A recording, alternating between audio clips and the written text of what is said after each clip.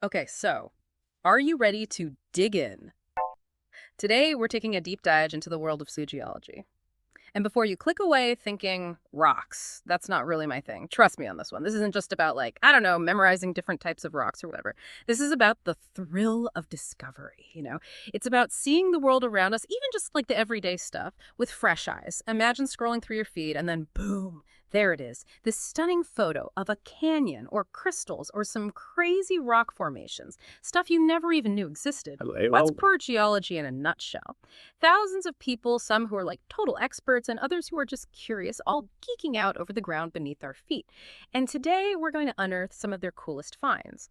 One of my favorite things about this subreddit is this thing they do, the monthly rock and mineral identification requests thread. It's like this online detective agency, but for geology people. People post these pictures of mystery rocks and they're hoping someone can tell them, it's like, what is this thing I found?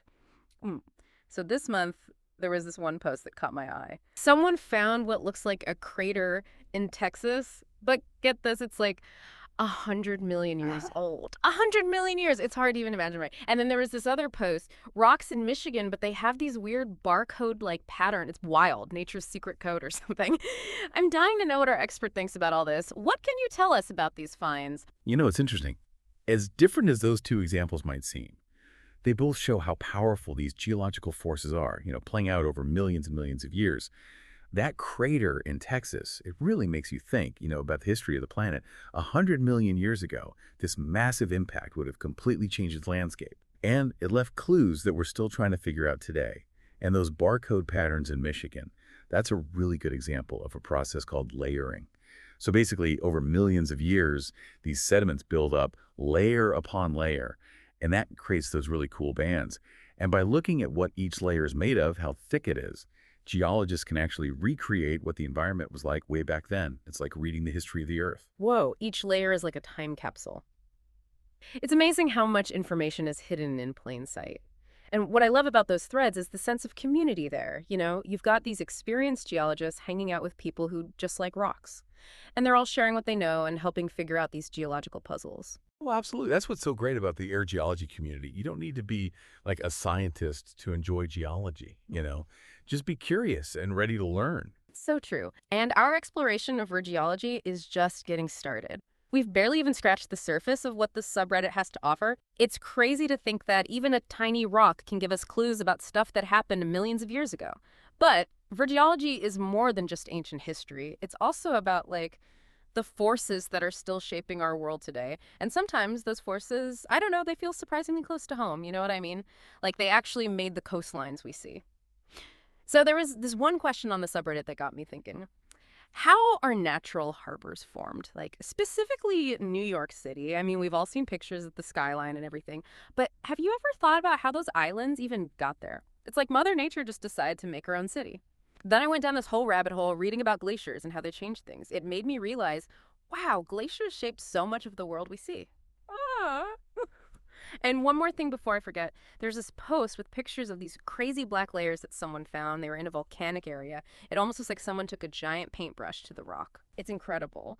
What can you tell us about these massive geological events? And what about those weird black layers? It's really cool that you notice the connection between those things because they all come back to these incredibly powerful forces: erosion and deposition. Take glaciers, for example. They're like nature's bulldozers. Over thousands of years, they move around, carving through everything. They scrape away rock and soil, and they leave these valleys behind. And yeah, they make natural harbors, just like the one in New York. Think about it. Those islands and inlets that make up New York's harbor, those were carved out by glaciers during the last ice age. These huge sheets of ice just scoured the earth. They literally shaped the land that would eventually become New York City. That's unbelievable. I never even thought about it, but you're right. Those islands were shaped by glaciers thousands of years ago. It really makes you think. It does, right. And it just goes to show you that these things that happened millions of years ago, they still affect our lives today. Like they influence where we build cities, how we interact with the planet. And, those black layers you mentioned, that's another really interesting example of how geological events leave their mark. They're probably formed from volcanic ash and maybe some other pyroclastic materials that were, shot out during eruptions. So when I say pyroclastic materials, just picture like this rain of hot rock, fragments, and debris all from the volcano. Pretty intense, huh? And this stuff, it's usually full of organic matter, settles on the ground, and eventually hardens into these distinct layers. They're like a timeline of past volcanic activity. It's like there's a whole other world hidden beneath us with all these amazing stories. And speaking of stories, what I always come back to with geology is the human side of it. It's not just about the science, it's about the people who love it. You know, it's really amazing how something as simple as a rock, it can really capture people's imaginations. And that's what I love about geology, you know? It's more than just science, it's about the people. Like there was this one post, it was so sweet. This parent was asking for gift ideas for their 3-year-old. The kid is obsessed with, I guess you're never too young to get into geology, right? And then there was this other post, someone found these remnants of ancient islands. Can you believe it? In Wisconsin, I had no idea. It just makes you realize how many amazing things are out there just waiting to be discovered. Makes you want to grab a rock hammer and go exploring, you know? Yeah, I know, right? What's so special about ridgeology, I think, is how it brings together that, like, scientific side and the personal side. It brings out this sense of wonder that we all have, picking up a rock and feeling connected to something so old, so different for us. Those stories you mentioned about the parent and the ancient islands, they remind us that geology isn't just something you read in a textbook, you know? It's about the story of our planet and how we fit into that story. Every single rock, every fossil, everything tells a story. And communities like True Geology, well, they give us a place to share those stories and get excited about them together. I love that. It's been so fun digging into the world of shore geology with you today. Huge thanks to our expert for being here and sharing your knowledge. And to everyone listening, next time you're out and about, take a look around. What's something you've always wondered about? That mountain you always see, or even just a cool rock you found on the ground.